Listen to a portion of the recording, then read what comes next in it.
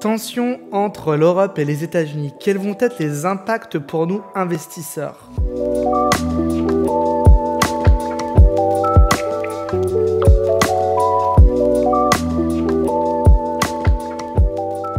Bonjour à tous, c'est Julien Renard d'Investir.us, je suis ravi de vous retrouver pour cette nouvelle vidéo. Alors je suis investisseur, agent immobilier aux États-Unis. Aujourd'hui, vidéo un petit peu pour débunker, comme on dit, ce que j'entends depuis plusieurs semaines et ce que je lis concernant les tensions entre l'Europe et les États-Unis. Ce que je vous propose déjà, c'est que je vous fasse un petit rappel des faits dans cette vidéo. Ensuite, j'essaie de vous donner le point de vue américain et surtout ce que l'on ressent nous sur le marché. Est-ce que ça a changé quelque chose pour nous sur le marché? À quoi est-ce qu'on doit s'attendre dans le futur? Est-ce que vraiment il faut retirer ses billes de l'immobilier? Je vais essayer de tout vous raconter dans cette vidéo. Alors déjà, pour ceux qui n'ont pas suivi l'actualité dernièrement, petit rappel des faits. En fait, depuis que Donald Trump est rentré à l'office, il y a un certain nombre de mesures qui ont été prises, des mesures notamment liées aux droits de douane, où Trump joue tout simplement la carte de la réciprocité, c'est-à-dire que si un pays taxe sur un produit spécifique les produits américains pour créer une barrière à l'entrée, il fait la même chose dans l'autre sens, tout simplement. Donc dernièrement, on a beaucoup entendu parler bien sûr des relations qui s'étaient un peu tendues avec le Canada, avec le Mexique, qui sont quand même les deux grands partenaires américains, puisque ce sont les deux pays voisins. Ça a notamment bien sûr chauffé sur des matières premières très importantes, comme l'alu et l'acier.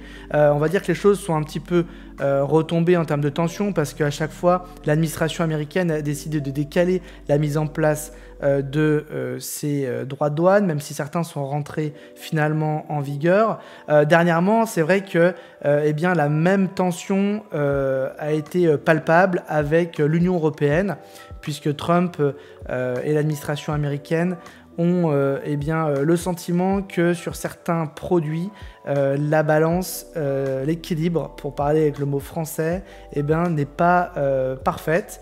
Et il y a des droits de douane qui existent dans un sens, notamment qui taxent les produits américains qui rentrent en Europe, mais qui ne sont pas égaux dans l'autre sens. Donc tout simplement, il veut remettre ça, au centre. Alors d'un point de vue européen, j'imagine qu'on ne comprend pas tout à fait la situation, voire on n'est pas très content de cette situation, ce que je peux comprendre. Moi, je ne vais pas du tout rentrer dans une forme de, quelconque d'opinion politique dans cette vidéo, c'est pas du tout mon sujet, c'est pas du tout ma spécialité. J'essaie simplement de retranscrire les faits. En revanche, ce que je peux déjà vous dire, c'est que aujourd'hui, sur le terrain, on n'a pas d'effet immédiat de ce que l'on peut lire. On ne voit pas de différence majeure à ce stade dans notre vie quotidienne. Moi qui vis aux États-Unis, qui suis résident, je ne vois pas de différence à ce stade. D'un point de vue investisseur, gestionnaire immobilier et agent, pareil, je ne vois pas beaucoup d'incidence jusqu'à ce stade. Je vois toujours que les Européens font beaucoup d'opérations parce qu'il y a d'autres problématiques en Europe qui sont très importantes liées à la sécurité, liées au niveau d'endettement notamment, je pense aux investisseurs français, au niveau d'endettement du pays, mais également de tout le matraquage fiscal qui est en cours et qui peut encore s'accentuer. Donc il y a quand même un certain nombre de gens qui avaient déjà pris des décisions ou simplement qui renforçaient leur position aux États-Unis, qui continuent dans ce sens-là. Et d'un point de vue américain, aujourd'hui, on n'a pas une forme de peur ou de retenue particulière dans sa vie quotidienne. La consommation est toujours là, les gens avancent dans leurs projets. De toute façon, la vie continue, comme on dit. Et ce qu'il faut comprendre également, c'est qu'aux États-Unis, il y a deux niveaux de pouvoir. Le pouvoir fédéral, donc Washington, évidemment, est mené par le président américain. C'est malgré tout la plus haute fonction politique qui existe aux États-Unis. Il s'occupe notamment de la politique extérieure, il s'occupe d'uniformiser également un certain nombre de choses entre les différents États, les 51 États américains. Mais il faut comprendre que l'étage en dessous, qui est l'étage des États, est également très important. Le pouvoir est très décentralisé aux États-Unis et d'un État à un autre, les lois, les règles, la fiscalité, différentes choses sont totalement différentes, peuvent être totalement différentes. Donc il faut déjà bien comprendre ça. C'est pour ça qu'également les politiques qui peuvent être menées par le gouvernement fédéral peuvent avoir différents impacts ou peuvent être compensés d'une manière ou d'une autre par les gouverneurs de chaque État. Nous, on est actifs et moi personnellement je vis en Floride. On a le gouverneur DeSantis qui est un gouverneur républicain. On est également actif de par nos activités immobilières dans l'état du Mississippi où le gouverneur Tate Reeves est également républicain. Ces deux économies aujourd'hui se portent à merveille.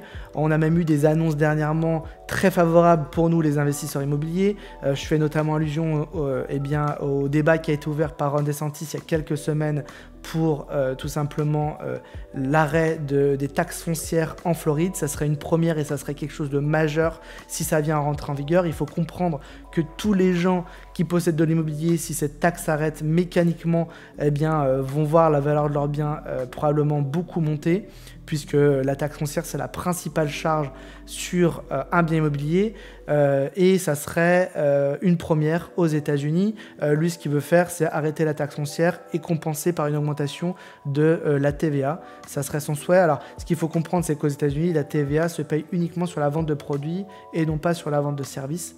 Donc, affaire à suivre là-dessus, mais ça, c'est quand même très favorable pour redonner du contexte aussi sur nos marchés. Et puis d'un autre côté, sur le Mississippi, beaucoup d'annonces avec des projets d'investissement très importants. Sur notre zone plus précise du nord-est du Mississippi, on a Dynectic qui s'est implanté. C'est une très grosse corporation, c'est une filiale d'une très grosse corporation plutôt, qui fait de l'aérospatial et de la défense. Ils sont en train de créer un site de 50 000 m² sur Tishomingo County. Ils vont faire construire ce site-là sur l'année qui arrive. Ils ont commencé la construction et dès l'ouverture, ils vont embaucher 200 personnes directement. Donc ça, c'est un projet spécifique qui est juste à côté de nos programmes de développement immobilier résidentiel. Mais on a tout un tas d'entreprises qui continuent leur développement, Caterpillar, Kimberly-Clark, les papiers. Vous avez également Amazon, ça y est, qui est en train de mettre en route son énorme site à Tupelo, donc à 40 minutes au sud d'où on est. Il y a beaucoup d'emplois qui est en cours également dans cette zone-là. Alors, vous allez me dire, mais pourquoi est-ce que vous nous parlez vraiment de les économies locales? Parce que si vraiment cette crise politique qui s'amorce entre l'Europe et les États-Unis venait à perdurer, ça pourrait mener vers une forme de crise économique, type une récession. On a déjà vu ce mot apparaître dans les articles dernièrement de la presse européenne comme américaine. Et si ça devait arriver, j'ai envie de vous dire, ça serait peut-être la meilleure chose qui puisse arriver, entre guillemets, à condition que ce soit une récession légère, mais qui, on va dire, psychologiquement, influe un petit peu sur les investisseurs qui probablement vont délaisser le stock market, les marchés boursiers, pour se recentrer sur des valeurs dites refuges, comme l'immobilier. On voit également que l'or dernièrement a encore beaucoup monté. Évidemment, quand on est dans des périodes d'incertitude, les investisseurs se recentrent sur l'économie réelle et premièrement l'immobilier. Donc pour nous, ça sera quelque chose de favorable, je pense. Il faut malgré tout remettre ça dans un contexte également d'économie réelle. Comme je vous le disais, chaque État décide de manière différente des règles et on va dire de la conduite de ses affaires aux États-Unis. Donc c'est pas la même chose entre la Floride et l'Alaska et entre la Californie et Hawaï. Évidemment, chacun a sa propre manière de gérer les choses, notamment via le gouverneur qui a été élu. Et du coup, effectivement, ça a un impact très important sur la création d'emplois et la création d'emplois a évidemment également un impact sur le besoin en biens résidentiels. Donc à ce stade, de mon point de vue, tout est au vert, tout va continuer à l'être. Nous, on a toujours beaucoup de demandes locatives. On voit également qu'il y a un certain nombre d'entreprises européennes qui continuent leur développement aux États-Unis. On a vu que dernièrement, des grosses entreprises comme CMA-CGM avaient annoncé 20 milliards de dollars d'investissement aux États-Unis, avec un certain nombre d'investissements dans des ports. Il y a vraiment beaucoup de choses qui sont en train de se passer aussi dans le bon sens, avec des investisseurs qui continuent à croire en l'investissement aux États-Unis, et ça, je pense que ça va perdurer malgré tout.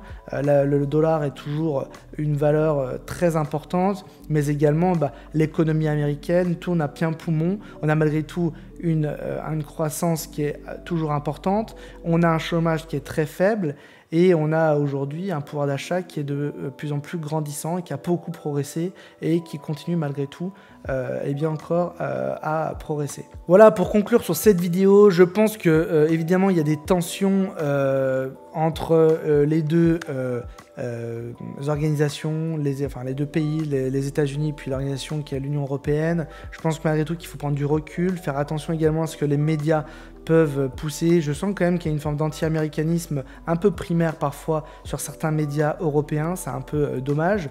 Il faut prendre du recul sur la situation. Déjà, Donald Trump ne représente pas l'ensemble des Américains, ne représente pas l'ensemble de ce qui peut exister en termes d'opportunités aux États-Unis. Bien sûr, c'est une voix très importante puisque c'est le président américain.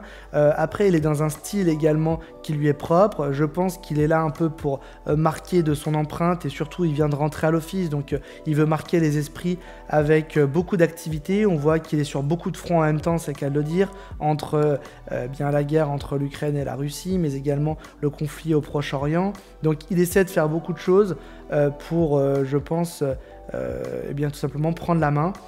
Mais d'un point de vue purement investissement aux États-Unis, la seule chose qui peut vous retenir, c'est probablement le manque de connaissances qui pourrait vous faire passer à côté d'une opportunité, parce qu'ici il y a beaucoup d'opportunités aux États-Unis. Et donc je vous invite vraiment à nous contacter pour aller plus loin, aller au-delà de ces articles que vous pouvez voir qui peuvent vous faire peur, ce que je peux comprendre, mais n'hésitez pas à me contacter pour en discuter. Par rapport à, comment est-ce qu'on ressent les choses ici aux États-Unis. Et puis, encore une fois, si vous êtes intéressé pour aller plus loin, si vous pensez, comme moi, que malgré tout, c'est toujours le bon moment, il y a toujours des affaires à faire, eh bien, une seule adresse, contact@investir.us, ou directement le lien en description, vous soumettez votre projet, et puis je vous recontacte sous 48 heures pour voir comment est-ce qu'on peut avancer sur votre projet d'investissement aux États-Unis. Je vous dis à très bientôt, bye bye.